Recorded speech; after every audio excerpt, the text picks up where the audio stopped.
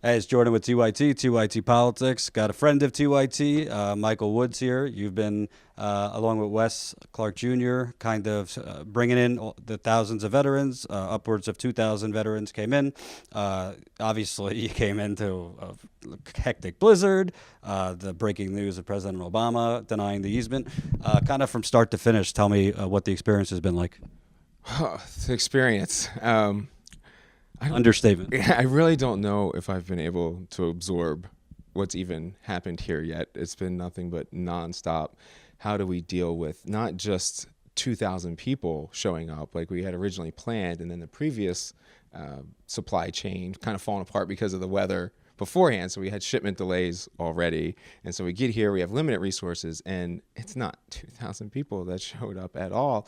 And we're guessing somewhere between 4,000 to 4,500 of a lot of people that weren't on our rosters that we're accounting for. So that's what we showed up to, is like, oh no, this is a lot more people than we could possibly imagine. And then we noted errors in our ability to communicate from the very beginning, as we had people respond to locations that weren't what we had intended, and then the blizzard came. So when people were in locations that we didn't intend it and the blizzard came, we had to have a lot of people step up and get really creative and dig deep for resources to make sure everyone was safe, because we were dealing with over 4,000 people that were suddenly under this umbrella that, whether we were morally or ethically responsible, or it could be argued, but we felt that we were responsible to take on that bigger load. And it's been such a stressful show so far. I don't know exactly how I'm going to tell you what happened until we go back and really deconstruct how everything played out. And so basically, you tried to cap it out around 2,000 just because, I mean, there's only so much space for so many veterans in the camp surrounding.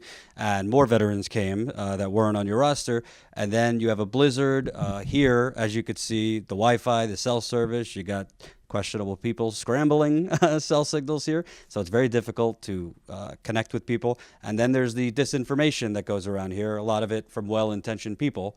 But half the time you hear, 50 people on the bridge. There's nobody on the bridge. Can you kind of talk about like what you've learned? I mean, I've been here a few times. This is your first time. What have you learned? It's a good place, for the water protectors and all that. But what have you learned that other people should know? There are a lot of people here. And when there are a lot of people, you have a lot of different motivations and a lot of different causes that I think we're kind of viewing as one umbrella, but isn't really one umbrella at all. So you get I don't know whether it's intentional misinformation or not, but I would think that 99% of the things that I have been told were factual here were completely not factual. And so people end up trying to rush to either cover something or make amends for something they think is wrong, or somebody that's missing or endangered in some way, shape, or form. So resources get flooded to something that isn't real. And it's really hard to get people to try and look at, no, what evidence do we have that this rumor is true, before they go out and feel like they need to do change. Because, I mean, they want to feel like they're here because they want to identify the oppression. They want to fight it. And we got here, maybe the biggest problem really is that we won just by showing up, and a lot of people wanted to do something, and it wasn't sit in a blizzard. It was to do some kind of action. So I think there's a good bit of, hey, the blizzard hit us, we weren't ready for that, and we didn't get to do anything very exciting because we just got snowed in. And also, like, tell me from a veteran's perspective, because I've interviewed a bunch of veterans the past few days, and it seems like, whatever was dormant from their time, that internal instinct that lie dormant a little bit, kind of got kicked into high gear when you feel like, I'm here, I need to protect these people, and there's injustice going, and I didn't fight and sacrifice potentially my life, family relationships, all that, to see an oil company run rampant. Did you see with your fellow veterans here, like, kind of a rebirth of those old feelings in the military? So I guess, to be honest, we have two aspects of that. You have the vast majority of people who saw this as their, like, what they really wanted to do. And this felt like the first time in service, and there was an intense amount of camaraderie and well-being that a lot of people took on. But the ones that we're very action minded, maybe probably action oriented in the military, and we're used to having chaos and having to fight things with the chaos and misinformation. Here, it seems to have put them in that same kind of mode where a lot of people think that everyone is the enemy, and it's really just differences in methodologies. It's like the same thing, but we're all going about it different ways. If we could reunite those different ways, then things would be better, but they're just kind of fighting over which methodology is better. And it's also the point of you're coming here to protect the water protectors, but also to support the Native Americans. So I'm assuming you didn't want to insert, you wanted to respect what tribal leaders and the natives on the ground are doing. Yeah, I appreciate that lead in because my brain's not functioning properly right now. But You haven't slept in 2 days? I don't know how many days I haven't slept in, but the different factions here who have different goals from even the tribal means go about, they want to approach things different ways, and then we're in their home. So we want to be a military, we want to be this strong unit, but this isn't our home. We have to serve the Sioux and do things in their ways, respecting their homeland, and that was a little confusing for people as well too, to really, I don't know, instead of being a warrior, to be a servant. So that's something we have to really think about next time, is how we continue to better uplift those that we're trying to promote in this movement, which isn't ourselves. And I don't think it was a coincidence that this permit was denied, as 4,000 veterans, 2,000 on your roll came. I can't get in President Obama or the Army Corps' head, but just so happened, it happened the night before, potentially a confrontation happened. Can you kind of talk about your thoughts on him denying the permit? I know a lot of people think they're drilling anyway, despite not having proof of that. We've talked about it. What are your thoughts on both the denying of the permit and whether you think people should trust that? Well, I mean, I'll tell you my opinion on what I really think, and which will probably ruin that as being a possibility once I state that that's what I think, unless they just ignore me. But this sounds to me like really they didn't want to pit the veterans against the police and the sheriff's department, because that optic is what everyone speculated that it would be if something happened. So once they started flooding in and you started seeing, I mean, I turned on Twitter when I was on the way, and it was like you just saw the airport full of veterans and everybody just flooding in, a mile-long line getting into the camp.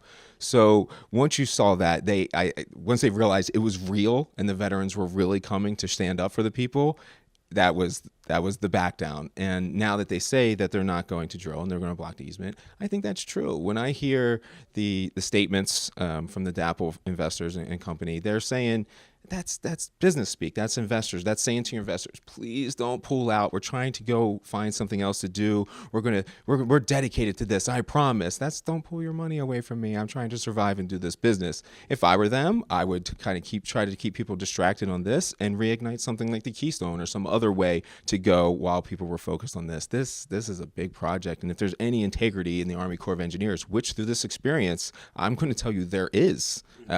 My relations and talks with the Army Corps of Engineers was entirely positive, and I will say that from my impression, that was a professional organization, and I think they're going to do the right thing. So you can probably rely on them to want to do this environmental survey properly. And I just want to clear something up, because if I'm keeping it real, veterans were wondering, well, why are we running out of food, things like that. I tried to say, hey, this guy can't get the bank to give him his money, just so viewers would know. Tell us, whatever happened with this bank, you had this really unprecedented, successful GoFundMe, over $1 million, and then the bank was like, all this procedural nonsense. You couldn't get access to all of it. I've spent no less than 24 hours on the phone with M&T Bank throughout this entire incident, thoroughly explaining every single day that we were supporting veterans coming up here, trying to get supplies to keep them safe. And it was every day there was an obstruction. And I don't want to be conspiratorial, and I'm not being conspiratorial. I always figure it's ineptitude versus anything else. And whether it was the buses, like 6 of 11 buses broke down. The financial system collapsed on us with the M&T not releasing our money. The GoFundMe, people see the 1.1 million, and while GoFundMe has been great, then they take 5% off the top. The transfer fees take another 2 to 3% off of that, and then there's like a 5-day delay from when they send it into your bank, and then another 3-day delay until they actually give it to you. And then by the time they actually put it in my bank account, then every single day could only spend like $4,000 or $5,000. So you would have to call them in the morning to get more. And I would call them every morning, spend hours on the phone and explain, can you do this for more days? Can you understand that we have this money coming in and we need to do it to protect lives? And it was constant hassle. But the really breaking straw of why I had to go on Twitter and talk to you about it too was that we were in the middle of the blizzard trying to get funds released so we could get supplies and food and everything we can get to people. And they were saying, too bad. And I was very clear. I needed $100,000 of a bank account that has $500,000 in it. They wouldn't release $100,000 in case I needed to buy a bulldozer or something to go and do an emergency operation. Luckily, we didn't need it, but I had to have such a resource there, and it was the financial system that was totally bankrupting me on that. And I think that if the Bitcoin people want to come in and do an analysis on this is probably going to be their best case that they've ever had for how bad our financial system is broken. They would not bend to protect the lives of veterans. It was ridiculous. And last question. I think a lot of people who read quick headlines, oh, President Obama stopped the pipeline, even though, the Army Corps technically did, and kind of turn the page, but like war crimes have happened here. And as of now, there's been no consequences. The mainstream media, or as I say, the shame stream media, they came hoping for confrontation and, a cowboy contest, and they left. As a veteran, what's happened here. What do you think needs to happen? Because as people talk about, oh, you can't normalize Donald Trump and his racism, well, it can be said you shouldn't be normalizing war crimes and tear gas on unarmed people and grenades. There's a girl with half an arm now. There's another girl who went blind. What are your thoughts on that?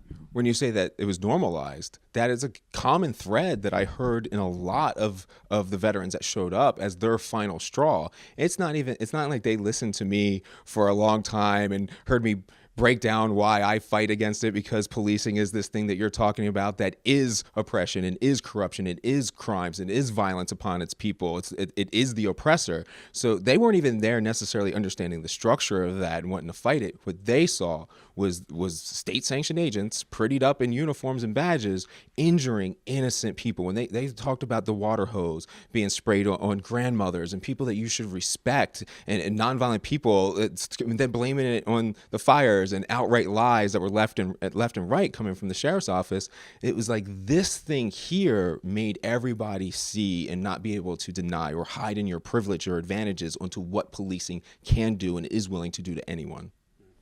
Thanks, Ben.